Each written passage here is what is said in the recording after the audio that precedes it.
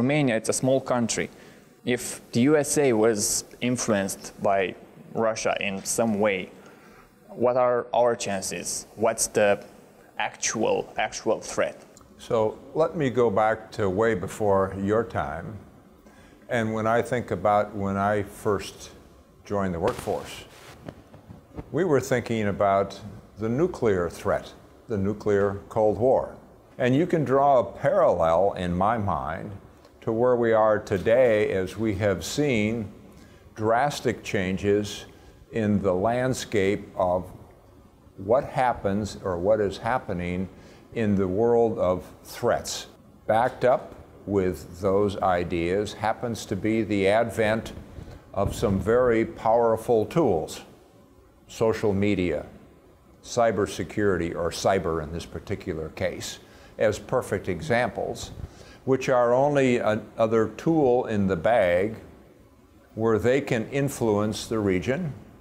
And when you bring up the subject of influencing elections, or we bring up the subject of, let's say, disrupting things like financial pieces, or even pieces in our energy networks, or interrupting a presidential election, those are all tools that we see being used by some people and some entities.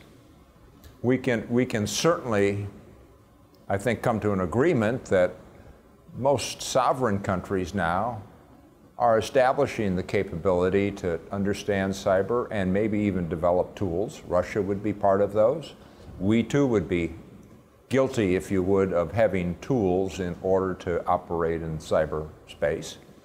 And that through that, we now see what we could call a threat, maybe more of a soft threat versus a hard threat. But they, in fact, are threats.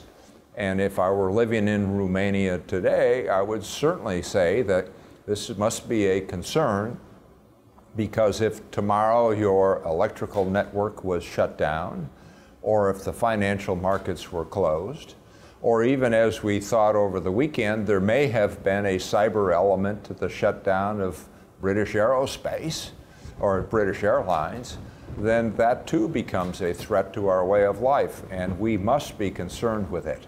I don't come from the intelligence community where I could reference incidents, but when we take a look at the cyber world, or let's say influencing through social networks or through cyber networks, we influence people. We influence people with untrue stories.